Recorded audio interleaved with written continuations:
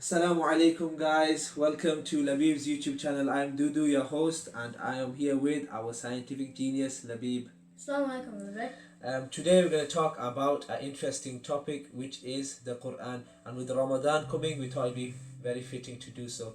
We're going to talk about the scientific miracles that are mentioned in the Quran. But before we start, we've got a disclaimer. We don't mean to cause any offense whatsoever. Labib, is that right? Yeah, no offense to anybody. Because we're going to remove some misconceptions and some ideas that we had that we thought were true. But before we start, Labib, what is your thought on science and the Quran? Well, I have a lot to say about this. And again, I mean no offense to any brothers and sisters out there. No one do I mean offense to. And again, no. I know you're going to get some ideas, but no, I'm not saying the Quran is not a miracle. It's a linguistic miracle by itself. Scientific or not. Well, what is a miracle then? Well, that's actually a very key point in this video. We have to understand what is a miracle and what is science to get this whole video started. A miracle is something that cannot be explained by science nor logic, and science is a logical way of explaining natural phenomena. A lot of people mention about, obviously scientists have come up with a theory about the existence of the world and how it came into existence, and they come up with the idea of the Big Bang, and everyone's going crazy over the Big Bang. I'm sure that's mentioned in the Quran. What? Yes, let's go to the Big Bang in the first place. Yes. In the Quran it is mentioned, those who disbelieve know that the heavens and the earth were of one piece. Then we parted them, and we made every living thing of water. Will they not then believe? Subhanallah, there you go, by Big Bang. I know you're saying, big, scientific miracle, yay! Let's go celebrate. Before you just celebrate, I don't want to make your point or anything, but over 1,000 years before the Quran, it was already knowledge of the Big Bang.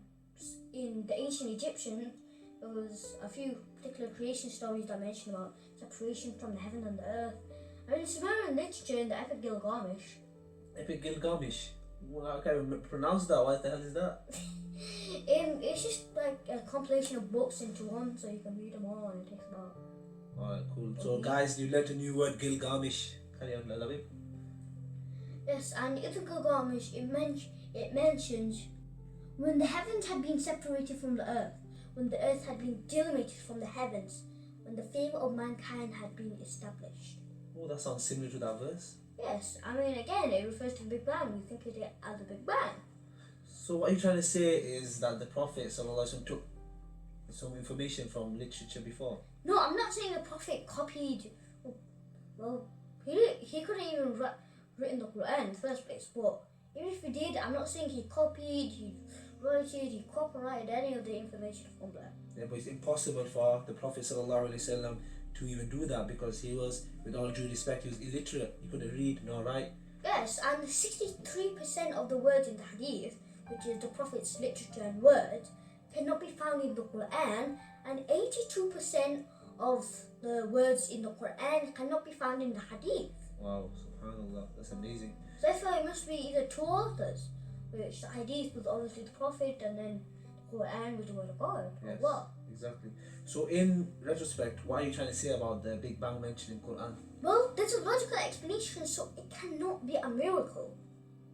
What about the iron coming from the sky? Yes, the Quran does say, and we sent down iron. But again, pretty much over 1,000 years ago, the ancient Egyptian said Ba'in Pet, which meant... Ba'in Pet? Yeah. Is that another language? Yes, it's the ancient Egyptian Wow, language. not only getting scientific information, you're getting language classes here, subhanallah. What don't you know? So Ba'in Pet, what does that mean? Ba'in Pet means iron from the heavens. That's what's mentioned in the Quran as well. Yeah, that's pretty much the same thing. And in the Assyrian language and the Babylonian language, there's again other books, literatures mentioning about iron from the heavens and iron from the skies. Wow. So what you're trying to say is this is not really a scientific miracle. Yes, I mean most people think you need like telescopes to see them, but no, you don't. Because they had literature beforehand. Yeah, they had literature and they had people observing, because obviously, some unlucky guy had a meteorite lying there next to him, and if he survived, you'd see iron in there, because again, iron was a lot used in Babylonian time for a lot. Swords, buildings. Yeah. SubhanAllah, wow. That's amazing. You're definitely going to get us on this one. This is 100% guaranteed in the Quran. Embryology. I've heard lectures and everything. You can't get us on this, Labib. I'm sorry, but yeah, I know. The Quran uses the words Quranin and Matin, and oh my god, that's another scientific miracle. Oh my god, oh my god, oh my god! No, Labib. We don't ruin our hopes. Yes, sorry about that. I crashed your point. What? Go on, tell us. Because, firstly, for the Quranin and Matin to be counted as it, Quranin and Matin means safe place. And then you can see it refers to, when I was talking about embryology, that the implantation of a blastocast in the uterine wall can be attributed as a safe place. Allah is talking about embryology when he mentions the Quranin and Matin. But for Quranin and Matin to be counted as it's explaining and talking about the implantation of blastocast in the uterine wall, it had to explain the whole process of implantation. Okay. But it mentions safe place and it mentions days and all that procedure in there though. Yes, but again, there was already information at that time. Greek philosophers, Egyptian philosophers, again, they come up with theories explaining that at first it looked like a blood clot, then it just went up, then you can see like the spine was coming up, then they got the head, and then after a few months, then they took the baby out, and then it's very.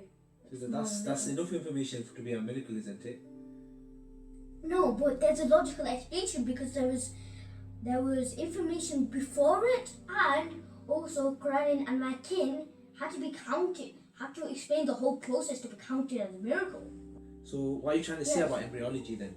Embryology. So firstly, there's logical explanation. So again, I mean, you guys all hyped about nothing really. But then it's well known, there's books and literature on these certain topics though.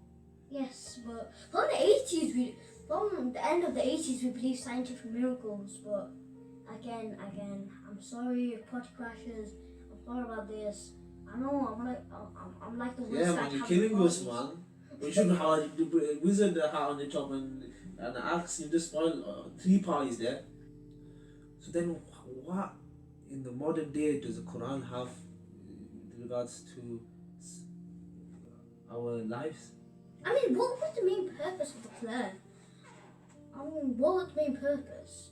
Was it a book for us to get scientific information from? Or was it a book for us to learn about Allah? The Quran was revealed for us to reflect that God is one and He alone is deserved to be worshipped. Also, to appreciate and recognize God's power, glory, majesty, mercy and love. SubhanAllah. It's the same way the other prophets came, the same message. So how do you reconcile science and the Quran then? Yeah, so firstly I'm going to give a question to you. Will it give me the information to pass me through my GCSEs? Of course not. So how do you reconcile then science and the Quran? Well, firstly, before I know people are going to get more points and try to get more points. But again, I want to mention the problem of science. Which is not the problem, but actually the beauty of science. The problem with induction and empiricism. In other words, the problem of science, which I've mentioned about 5 times. Anyway, the problem of science is that it's changeable. It's not a static, it's not a static like a block of ice, or not a block of ice, but I don't know, this table. Yeah. Obviously, it's not moving, it's static. But science is dynamic, it's a flowing subject that changes with time. One theory that might look like an established fact might be saying like a guy with a potato as a head in 100 years. Yeah, so it could be disproven just like that, isn't it? And, well, I'll use a couple of examples. Let's go with the steady state theory. Up to the 1800s to the 1915s, it was believed that the universe was static, it wasn't moving, and it had no beginning nor end. But even Einstein came up with the theory of general relativity, and he got the theory right, or for our standards now today, and it proved that the universe was not static. But yet, he put a constant in there because firstly, I mean, he didn't want to be thrown out of the Royal Society. Anyone who went against the main popular idea of the time seemed really rubbish, and a guy with a potato was praying. The alien, irregular, isn't it? Yeah, it's like a person that barely had a brain. So obviously he didn't want to be thrown out, and then he put that constant in there.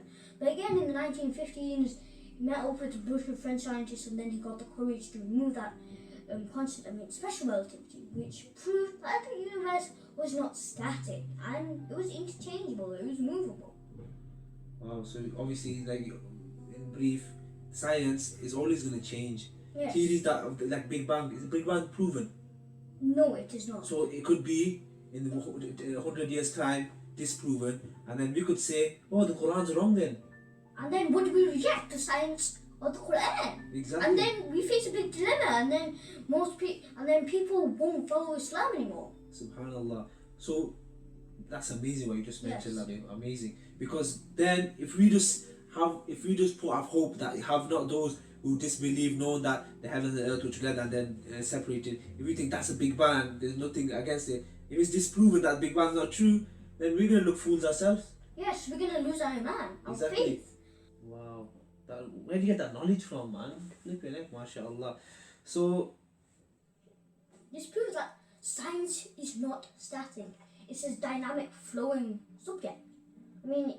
That's the real beauty of science. That's what makes science science. yeah. Because it changes over time. And it evolves with time. So then what would you compare that with the Quran? What would you compare with the Quran? So it wouldn't work. Because Quran is timeless. It goes up, it explains from the beginning of time to the end of time. Well, science is time bound. How could you fit a time bound thing with a timeless thing? It doesn't work. It's like trying to fit a big fat rope to a tiny pencil sized hole. Yeah, that would work at all, wouldn't it? No, it wouldn't. SubhanAllah. So in retrospect, it all makes sense now. Yeah. I was gonna batter you at one point, Labib, when you mentioned about disproving and that you ruined my party, but it's all making sense now. So with all this information, people are asking, what do we do with the Quran now then? We disproved all these scientific miracles, what do we do? Well, we can't use a scientific miracle anymore. But a very viable explanation, a very viable theory of how to use the Quran was suggested by Professor Nidar Khassoon. And basically, it takes an approach of a multi-level approach, which basically means that the Quran has multiple meanings, which it does. And as the Arabic language goes along and makes new meanings, then there's a new meaning for the Quran. The Arabic language is developing all the time. You get Yes. new synonyms and everything every day. Yep, and then there's a new meaning to the Quran. And since something in science contradicts something in the Quran, then what we can do is that, see if there's a meaning in the Quran that addresses or implies or hints to something in scientific, or the contradicting part of information in science. If it matches, then leave it until, say, another part of contradicting it and just do it again.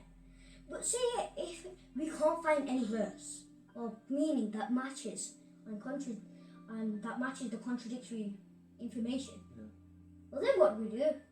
Well, either the Quran is addressing a different time, like the year 3000 or something. Could be, yeah. Yes, so then science needs to catch up. Or it's not even mentioning something about science. It's mentioning about the supernatural, the unseen, the jinn, the angels. Which we have no knowledge to. Yes, science can't work with that because again it's irrational, and for the whole process of science to work, ideas. So first you get a bunch of ideas, you put them together, then you make a hypothesis, and after testing that hypothesis for a bit, then you make a theory, and then after that theory, it goes to the test of time, and then if it stands for the test of time, well, nothing in science can become a true fact, so it just goes on for the test of time.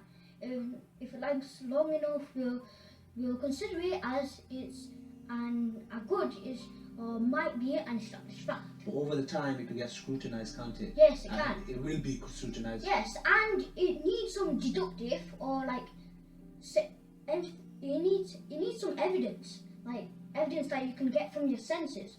Obviously, you can't get the senses from the supernatural or the divine. So yeah.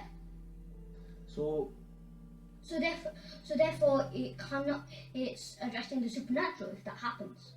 So the unseen, obviously, only Yes. Allah knows that. Only the Creator knows of the unseen. We can't Yes. really work with that. So, Yes. in essence, what we've spoken about today is Yes. that. And this approach actually protects the Quran from being wrong and misleading. Well, not misleading, but. And this approach protects the Quran from being wrong and contradictory. And therefore, it's a very valid approach. Obviously, in the Quran, obviously, it mentions that you will find no contradiction in the Quran Yes. as well. Because these are, in The essence. only way we find contradiction is by molding and shaping the Quran to fit what we think it is. Yeah. I mean, what you're doing is like trying to force a big monkey into a cage. I've actually seen that before in Bangladesh. Like the guy, I just put a stick next to him, he snapped the whole stick in half. So it just doesn't go right, isn't it? Yes, it's like total warfare between them. Yeah. So exactly, that's the whole essence of this video, our brothers and sisters and aliens watching, is that the Quran is not meant to be. Miracle. Yeah, it's not meant to be a scientific book. It's not meant to be something that we take scientific knowledge from, is it? No. It just it mentions these ayats. It could just be for us to ponder over. About Allah mentioned about the heavens and the earth, so we ponder over the creation, isn't Yes, it? the only reason why Allah gives us some scientific information is to put us in awe, to think, oh my God, Allah is amazing. We should worship Him with all our hearts. He gives that information to put us in the state of believing, in the state of pondering upon Allah and His. SubhanAllah. Amazing And powers. the materials that He's given us. About okay, maybe talk about embryology. Maybe I don't know about the science, but just the fact that a baby comes out of a womb and how we expand, that we should ponder over this about iron, about the material. Not that it's come from the sky or anything. About the actual material of iron, of how it's created, not man-made. And you should just ponder over this, not about whether it's scientific or not, is it, Labib? Yes. So, my brothers and sisters, what would you want? I would like to tell them. So yes, don't take any offense to this. This was just food of thought, and just stop us thinking that the Quran is not a scientific miracle, because it's actually taking us away from the main purpose of it. Exactly. It's for us to ponder over, to read, to recite, and with the month of Ramadan coming, we should really delve over arguments of whether the Big Bang is right in the Quran or. And obviously thinking about the right thing in the Quran is beneficial in Ramadan. Exactly. It multiplies your deeds heavily. Exactly, 70 times in fact. And it should be for our character, isn't it, Nabi? Yes. It's not just something that we leave on our bookshelf and then when it comes to a debate we open it, or I say Big Bang, this and that. We should read it. People have memorized this Quran. Even this is something amazing, I find, Nabi. If we were to burn every single Quran in the whole wide world in a matter of hours or even days, we can compile it again. Yeah. Why? Because there's people in China, in Japan, in America, in Mexico, in every corner of the world that have memorized this book, which is amazing, isn't it? Yeah. It's just mind blowing. So we shouldn't just think about the scientific miracles. Yes, we should look into it, maybe. Yes. Would you discourage people from looking at it from a scientific perspective? Yes. We should look at science and the Quran with both. We shouldn't try and mold them together to fit with each other. Rather, we should talk about both of them.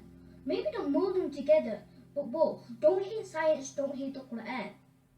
Exactly. I'm sure most of the greatest scientists were Muslims. Yes, the golden age of Islam was only the golden age because our Muslim brothers and sisters, they became brilliant scientists. They invented the book of optics, they invented the first microscope, they invented the first aeroplane. Wow, subhanallah. It didn't fly very much, but it flew for a couple miles. But still, it's the theory behind it and the invention itself.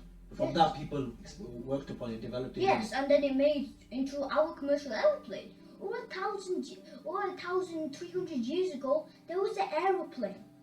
Yet the government hides this from us. But yet Exactly. we should still try and find all the scientific information we can. Guys, you heard it here first. The scientific inventions were from some of the greatest Muslims, and we shouldn't neglect science, nor should we neglect the Quran. We should come on common terms with both. ideal which I want Labib. I've always said this when I see them. I want to be the greatest scientist scholar, so I can say when I watch this video back, say I sat with Sir Dr. Labib, Sir Dr. Hafiz Labib. So make dua for our little beautiful brother Labib. I'm in awe of him. He's my role model in actual fact. Make dua for him that he becomes the greatest scientific scholar and the greatest Islamic scholar, inshallah. And he wants to become a Hafiz as well, inshallah. Continue, please. Is it subscribe and then put the thumbs up button, no thumbs down. Yeah, no please. Thumbs down, please. Look, he's only 9 years old, man. If you want to put thumbs down, just put something in a polite way in the comments that I think you shouldn't have done that. You should try and do this. Actually, if you're gonna put thumbs down, it's probably for me. Look, I've got no hand and I've probably been stupid. I think this is my actual debut in YouTube.